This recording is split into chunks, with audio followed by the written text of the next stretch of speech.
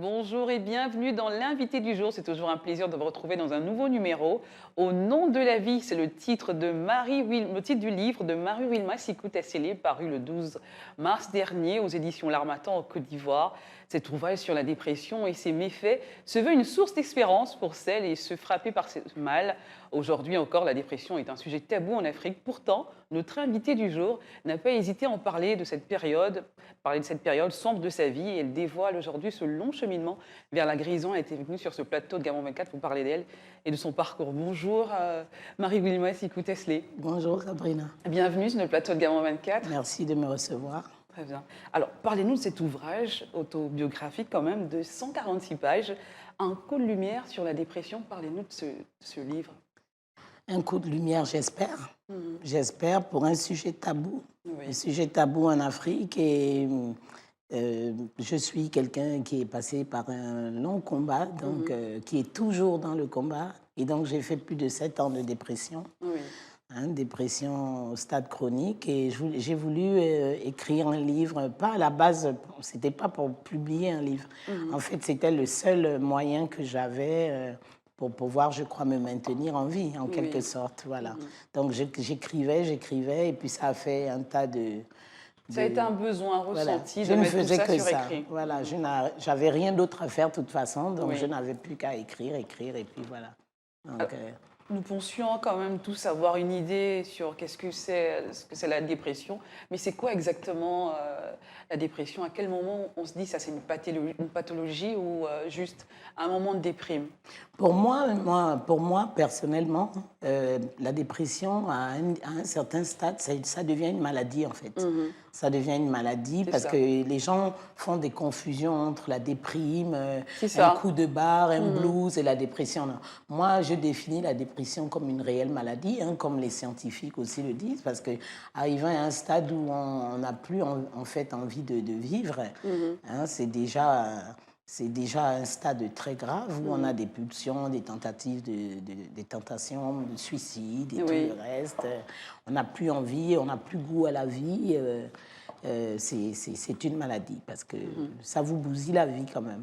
Et ce livre, Wilma Sikou Tessélé, et comment il est écrit, en combien de parties, qu'est-ce qu'on peut retrouver dans ce livre? En plusieurs chapitres, en fait. En fait, je raconte mon histoire du début, en fait, parce que ma dépression s'est manifestée à travers un déclic, en fait, mon divorce. Et donc, je raconte quand même mon histoire d'amour, de mariage, mon histoire de jeunesse et comment j'ai fait pour rentrer dans la dépression et comment c'est arrivé et tout le reste. Donc. Et pourquoi avoir fait le choix d'en parler dans ce livre, de se dévoiler? Quelle est la démarche derrière Wilma Sikou Tessélé? Je pense que c'était le choix. Est-ce que j'avais le choix? Je pense que je n'avais pas. C'était un besoin. Voilà, je pense qu'il faut le dire comme ça, je n'avais pas le choix. C'est arrivé comme ça et puis il fallait que j'écrive pour survivre quand même.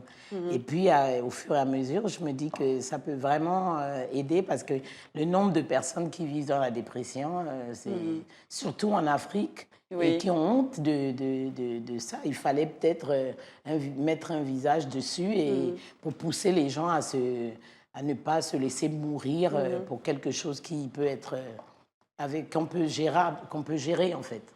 Voilà. Alors, pour aider au mieux, il faut quand même s'informer sur la dépression. Pensez-vous que les gens ne sont pas suffisamment informés sur Ah cette oui, maladie? absolument. Absolument. Il y a une partie des personnes, je pense, qui sont assez informées, mais comme je le dis, c'est un sujet tabou en Afrique. Et la dépression est prise pour la folie. Alors les gens ont honte de dire peut-être que mon enfant a de telles réactions, il est bizarre, il est dépressif ou quoi, parce que la dépression se manifeste à travers plusieurs symptômes où on peut se rendre compte facilement que la personne n'est plus tout à fait équilibrée et tout le reste. Donc, Est-ce qu'il y a quand même un accompagnement au Gabon, un suivi pour cette maladie? malheureusement non, parce que je ne pense pas que j'aurais sombré autant, parce que déjà il faudrait que les gens sachent ce que c'est aussi la dépression eux-mêmes. Voilà, donc, parce que moi-même aussi, je ne pense pas non plus que ce soit la faute des gens, puisque moi-même, je ne croyais pas au début que j'étais dépressif. C'est avec le temps et tout le reste que je me suis rendue à l'évidence que ça n'allait plus du tout, en fait. Oui. Voilà, que ça n'allait plus du tout. Je n'arrivais plus à rien gérer de ma propre vie, mais il y avait quand même quelque chose qui me maintenait en vie sur mon Dieu. C'est pour ça, et il y avait quand même des réflexes de vie en moi, quoi. Voilà. Pensez-vous que ce sujet, justement, comme vous dites, ce sujet tabou, qu'il est temps de faire évoluer les mentalités, de faire changer les choses? C'est aussi la démarche de ce livre aussi. Absolument, Sabrina, parce que de toute façon, que les gens le veuillent ou non, que les gens le mettent dans l'aspect tabou et tout ce qu'ils veulent, qu'ils cachent qu'ils soient dépressifs ou pas, Oui. ils sont mis aujourd'hui sur le fait accompli. La dépression, c'est le mal du siècle. Hein. Il ne faut pas biaiser dessus. Hein. Ça commence déjà même au niveau... chez nous, au Gabon, on ne voyait pas de cas de suicide public, de réactions et tout le reste. Donc Oui. la dépression, c'est la maladie du siècle. Et quand on regarde aujourd'hui tout ce qui se passe avec le Covid, les sociales, Le confinement et le tout. confinement et Autour. tout le reste, on va en plein dedans. Moi, je Oui. pense qu'il faudrait vraiment prendre ce problème. Mettre le doigt dessus et essayer de faire Absolument, quelque hein. chose. Parce que qu'est-ce que vous voulez faire avec une société dépressive? Elle peut commencer très tôt quand même. Absolument, il faut la traiter. Parce que la dépression, je pense, quand elle arrive à un stade très grave, donc au stade qui fut le mien, je pense que c'est une accumulation des choses qu'on fait abstraction de ne pas voir et ça commence par des petites déprimes et tout le reste. Mais ce qui est très dangereux, c'est quand ça touche l'adolescence. Parce que les adolescents, ils ont tendance à être dépressifs et plus se sentir bien et automatiquement ils pensent au suicide. Et là, c'est très dangereux. Quels sont les éléments qui vous ont permis à vous de vous battre, de continuer à vous accrocher? L'art, hein, ma passion pour l'art et en premier mes enfants, parce que mes enfants étaient encore petits. Et si vous vous sentez seul au milieu de 10 millions de personnes, vous vous dites avec qui je vais laisser mes enfants, c'était quand même quelque chose d'assez primordial. Hein. C'est important le soutien des enfants, de la famille, des proches. Ah oui, mais vous sombrez parce que vous n'avez pas de soutien. Ça, il faut le dire aussi crûment. Maintenant, est-ce que vous avez... ce manque de soutien vient du fait que les gens le font exprès ou que les gens eux-mêmes ne comprennent pas ce qui vous arrive? Mais dans tous les cas, qu'ils comprennent ou qu'ils ne comprennent pas, je pense qu'on doit se soutenir. Parce que si vous avez connu quelqu'un...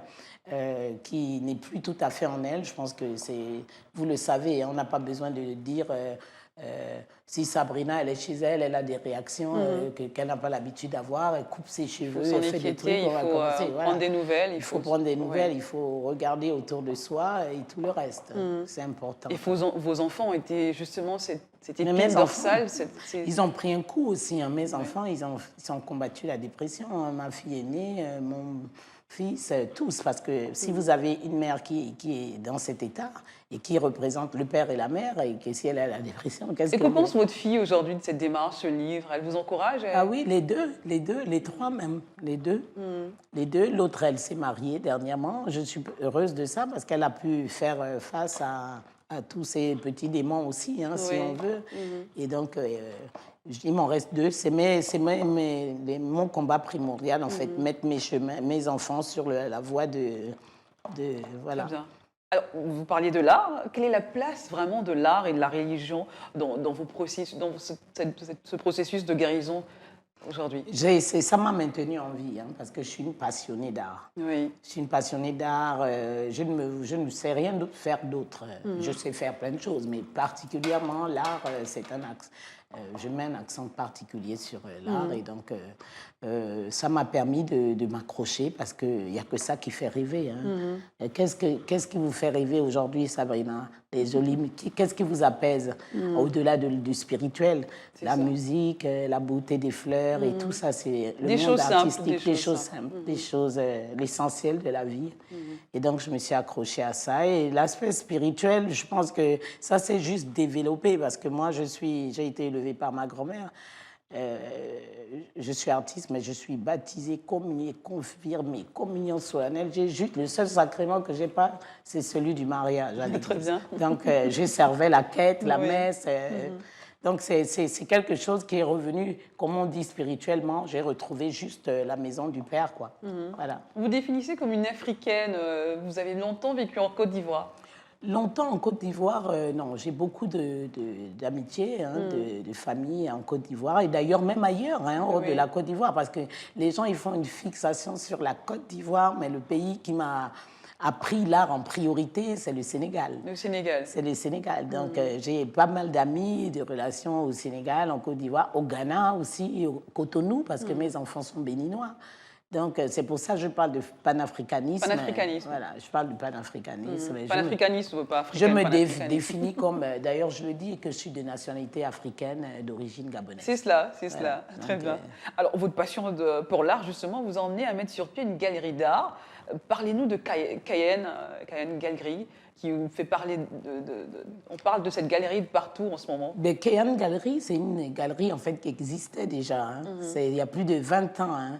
J'ai commencé par le porte-à-porte, à vendre debout. Après, j'avais déjà une grosse galerie. Hein. Oui. Je peux me dire la plus grosse déjà il y a plus de 15 ans. Donc, c'était vers le monde de cristal. Et avec tout ce qui s'est passé, donc, un des aspects qui m'a fait sombrer aussi dans la dépression, c'est que j'ai tout perdu. Au-delà du divorce, j'ai perdu mes affaires. Je suis rentrée dans une affaire avec l'État. Je travaillais avec l'État et puis ça s'est mal passé. Ça a fait un gouffre et donc j'ai tout perdu. Déjà, j'étais même déjà pratiquement propriétaire, j'ai tout perdu. Donc, et après, Et là, vous êtes battu à nouveau pour que cette galerie j'ai renaisse. fait pendant ma période de déprime, j'étais aussi en procès, si on veut dire, avec l'État. Donc, on a pu s'arranger, j'ai gagné, gain de cause. Gain de cause, oui. Et j'ai remonté cette galerie, mais je l'ai remontée dans une période quand même assez particulière. C'était en 2018, il y a eu un événement assez particulier au Gabon par rapport au chef de l'État et tout. Donc, les affaires sont restées un peu en suspens et on est encore tombé dans le Covid. Donc, vous voyez ce que ça fait. Vous sortez de 7 ans de dépression, vous vous levez pour bosser, vous remontez un truc encore plus fort qu'avant, mais dans une période où on n'a rien prévu pour retomber encore dans un corona, alors que vous avez sillonné toute l'Afrique et tout. Mais on s'accroche. Vous êtes quand même une guerrière, Wilma Sikou-Tesley. Peut-être. On va terminer par là. Où en êtes-vous avec le projet de la Fondation Gertrude François? Le projet de la Fondation, comme tous les autres projets, était en stand-by, mais avec le nouveau ministre donc de la Santé, je croise les bras, les doigts, je pense qu'on va signer bientôt. Très bien. Et Sabrina, on ne peut pas faire un projet de cette envergure sans avoir les garanties nécessaires, même si c'est nous qui... Rappelez-nous les préalables de ce projet. Le projet, c'est la reconstruction d'une vie de Mélène, en fait. Très bien. Des patients de Mélène qui souffrent donc de maladies mentales et tout le reste. Il faudrait que le partenariat public-privé rentre en compte et que tout se fasse dans les règles de l'art pour que le projet aille à son terme, parce que c'est un peu un problème aussi. Ah, très bien. On attend. croise les doigts. On croise les doigts. Voilà. Très bien. Merci. Peut-être un mot sur ce livre à appeler les gens. Achetez-le. à l'acheter. Achetez-le. Le livre, il sortira vendredi à la galerie. On a préféré faire sur invitation parce que, compte tenu des mesures barrières, je me rappelle à l'ouverture de ma galerie, on s'est retrouvé avec, je sais pas, peut-être 300, 400 personnes. On ne peut pas se permettre de faire ça.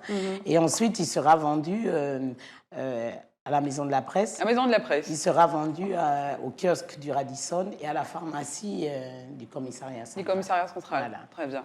Merci Wilma Merci, Sikou-Tesley Sabrina. d'avoir été notre invitée du jour. Merci beaucoup. À très bientôt certainement avec la suite de Au nom de la vie. Merci.